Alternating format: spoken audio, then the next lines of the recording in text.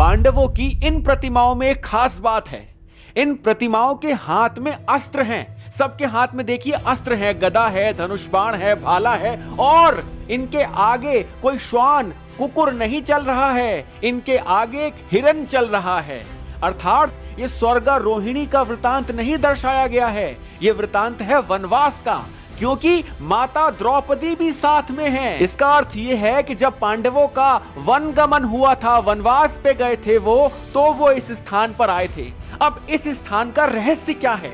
इस स्थान का बड़ा ही रोचक रहस्य है जो माता द्रौपदी से जुड़ा हुआ है। इस स्थान पर माता द्रौपदी भीम जी का रक्त पीना चाहती थी। वीडियो को अंत तक देखिएगा। रक्त कहां गया? महाभारत के युद्ध में असंख्य योद्धाओं ने प्राणों की आहुति दी थी। युद्ध धनुष बाण, गदा, भालों से लड़ा गया था तो रक्त भी बहा होगा। कुरुक्षेत्र की वो भूमि तो रक्त रंजित हो गई होगी। लहू की नदियां बह रही होंगी। वो रक्त कहां गया?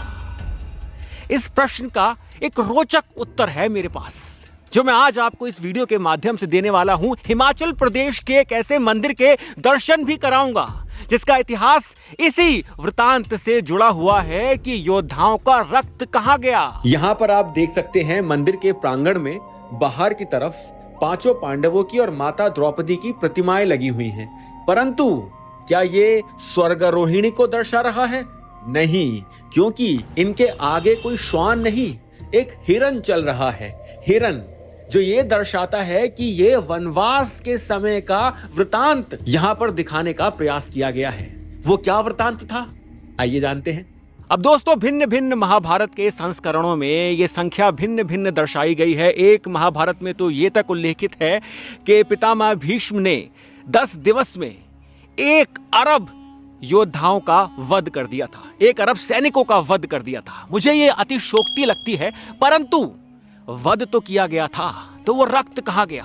एक कथा अनुसार दोस्तों, महाभारत काल में अर्जुन जी और युधिष्ठिर जी को तो ये ज्ञात था कि माता द्रौपदी माता काली का ही अवतार है, परंतु भीम जी को इस बात का ज्ञान नहीं था। द्यूत में पराजय होने के पश्चात जब पांडवों का वनवास होता है तो माता द्रौपदी भी उनके साथ जाती है। वनवास के समय वो कुछ समय हिमाचल प्रदेश में व्यतीत करते हैं। जब हिमाचल प्रदेश के क्षेत्र के आसपास वो आते हैं, जिस क्षेत्र की वीडियो मैं आपको अभी दिखा रहा हूं, ये दोस्तों बहुत ही सुंदर, अत्यंत सुंदर मंदिर है मेरे सामने। सिंह का मुख बना हुआ है, आकृति बनी हुई है और भोलेनाथ की मूर्ति लगी हुई है चारों ओर। देखिए कितना सुंदर दृश्य यहाँ से आता है। इसका इतिहास बताऊंगा आप। तो वहां पर वो सब अपनी अपनी एक कुटिया बना लेते हैं, पांचों पांडव अपने लिए और माता द्रौपदी के लिए एक अलग कुटिया। एक समय जब भीम जी माता द्रौपदी की कुटिया में कक्ष में प्रवेश करते हैं तो वो देखते हैं कि अर्जुन जी माता द्रौपदी की चरण वंदना कर रहे हैं। सरल भाषा में बोलूं तो उनके पैर दबा रहे हैं। ये देखकर भीम जी क्रोधित हो जाते हैं। उन्हें गुस्सा आ जाता है कि अर्जुन, ये तुम क्या कर रहे हो? तुम ये प्रयास कर रहे हो कि ये स्त्री हमसे कम प्रेम करे और तुमसे अधिक प्रेम करे, इसलिए तुम उसके पैर दबा रहे हो। तुम एक चंद्रवंशी क्षत्रिय योद्धा हो, तुम एक स्त्री का प्रेम पाने का प्रयास कर रहे हो। ऐसा प्रयास जो अशोभनीय है, असम्माननीय है। ये क्या कर रहे हो अर्जुन? और भी भीम जी अत्यधिक अपशब्द बोलकर वहां पर एक मदमस्त हस्ती के समान कपाट तोड़ते हुए वहां से निकल जाते हैं। कुटिया उजाड़ देते हैं माता द्रौपदी की। माता द्रौपदी को भी क्रोध आता है, परंतु उस समय उन्हें कुछ नहीं बोलती। अर्जुन जी और युधिष्ठिर जी भी उन्हें समझाने का प्रयास करते हैं, परंतु भीम जी उनकी नहीं सुनते। वो चले जाते हैं वहां से, वन में चले जाते हैं, घने वन में, और लौटते भी नहीं रात्रि को। रात्रि में वो वन में ही सो जाते हैं एक पेड़ के नीचे। ये मंदिर का प्रवेश द्वार है। प्रवेश द्वार पर भी भिन्न भिन्न भगवानों का चित्रण दर्शाया गया है और वो देखिए सामने मंदिर है। ये मंदिर की पहचान है, ये सिंह की प्रतिमा मंदिर की पहचान है। बराबर में भोलेनाथ की प्रतिमा लगी है और यहाँ से आप रैंप चढ़ के ऊपर जाते हैं और महादेव के दर्शन आपको होते हैं। ये है हमारे बजरंगबली जो प्रवेश द्वार पर विराजमान है। यहाँ पे चट्टान भी है एक, जिस पर ये मंदिर का निर्माण किया गया है। और दृश्य देखिए, यहाँ से दृश्य देख के आपको आनंद ही आनंद आ जाएगा, सम्मोहित हो जाएंगे आप इस स्थान पर। ये कॉरिडोर है, आज वर्षा हो रही है तो काफी गीला है। यहाँ पर माता के 10 विद्याओं की प्रतिमा लगी है। जो माता की 10 विद्याएं हैं उनकी प्रतिमा लगी है, जो ये दर्शाती है कि ये मंदिर तंत्र मंत्र विद्या से भी जुड़ा हुआ है। आइए वापस चलते हैं इस मंदिर के इतिहास पर। जब वो एक पेड़ के नीचे सो रहे होते हैं तो अर्धरात्रि में उन्हें किसी प्रकार की हलचल सुनाई देती है और उनकी आंखें खुल जाती हैं। वो देखते हैं कि दूर कहीं एक दिव्य प्रकाश चमक रहा है। वो उस प्रकाश के समीप जाते हैं। जब वो उस प्रकाश के समीप पहुंचते हैं तो देखते हैं कि वहां एक सभा लगने वाली है और उस सभा में भगवान शिव, ब्रह्मा जी, इंद्र आदि देवताओं के साथ सभी देवता उपस्थित हैं। और उस सभा को संबोधित कौन कर रहा है? भगवान श्री कृष्ण स्वयं नारायण। तभी उस सभा में माता द्रौपदी का आगमन होता है। माता द्रौपदी का मुंह लहू से सना हुआ था। उनके एक हाथ में खप्पर और दूसरे में कटार थी। माता द्रौपदी उस सभा में आकर बोलती हैं कि कृष्ण तो मेरे सखा हैं। इन्होंने मुझे वचन दिया है कि महाभारत के युद्ध में ये मेरे खप्पर को लहू से भरवाएंगे। मैं चाहती हूं कि मेरा आधा खप्पर कौरवों के लहू से भरे और आधा खप्पर भीम के रक्त से। ये देखकर, ये सुनकर भीम डर जाते हैं, भौचक्के रह जाते हैं। वो समझ जाते हैं कि उनसे एक बहुत बड़ी भूल हो गई है। वो मां काली के अवतार को समझने में असमर्थ रहे। वो समझ जाते हैं कि अब उनके प्राण संकट में हैं। ऐसे कांपने लगते हैं। गदाधारी भीम, जिनके गिरने से चट्टान भी टूट जाती है, आज वो स्वयं को असहाय महसूस करते हैं। जैसे ही सभा का अंत होता है, भीम अपने कक्ष की ओर भागते हैं और उसके पश्चात वो भगवान श्री कृष्ण के पास जाते हैं और ये पूरा वृतांत भगवान श्री कृष्ण को सुना देते हैं।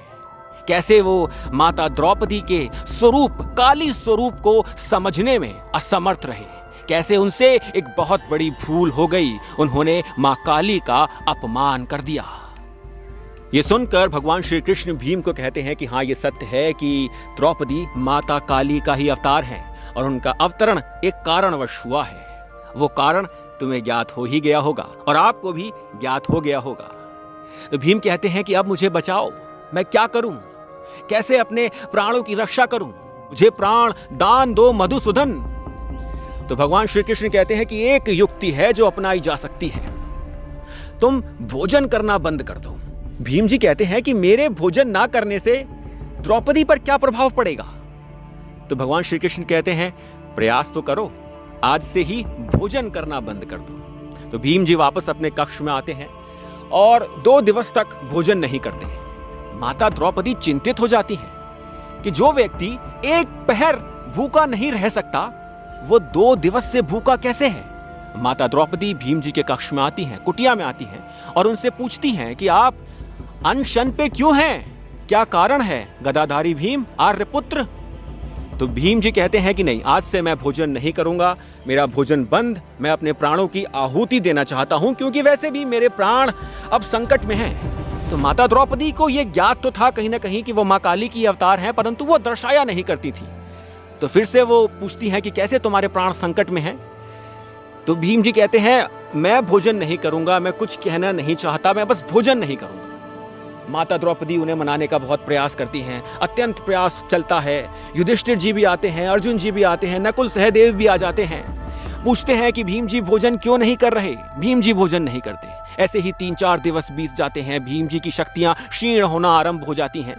तो माता द्रौपदी दोबारा आती हैं, पुनः आती हैं और पूछती हैं कि क्या कारण है, मुझसे तो साझा कीजिए, मैं आपकी भार्या हूं।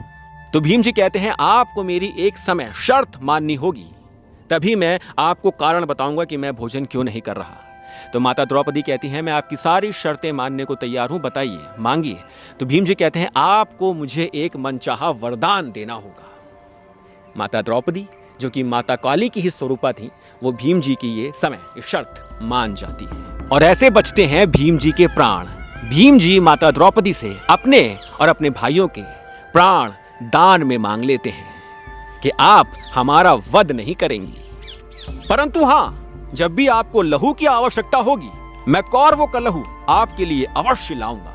भीम जी माता द्रौपदी से बोलते हैं कि मैं स्वयं अपने हाथों से इसी स्थान पर माता काली के एक मंदिर का निर्माण करूंगा, एक मूर्ति की स्थापना करूंगा। ऐसा माना जाता है, कुछ तथ्य जनश्रुतियां ये बताती हैं कि ये भीमा काली मंदिर जो हिमाचल प्रदेश के मंडी के समीप है, ये वो ही मंदिर है जहां पर माता काली ने पांडवों को प्राण दान दिया था। महाभारत के युद्ध में असंख्य सैनिकों की मृत्यु हुई थी, रक्तपात हुआ था, कुरुक्षेत्र की धरा तो लाल हुई थी, परंतु धरा ने रक्तपान नहीं किया था। उस रक्त को माता काली स्वरूपा माता द्रौपदी के अवतार ने ग्रहण किया था, ऐसा मानना है, ऐसा इतिहास हमें दर्शाता है। माता भीम काली मंदिर है जिसकी स्थापना महाभारत काल में भीम द्वारा की गई थी।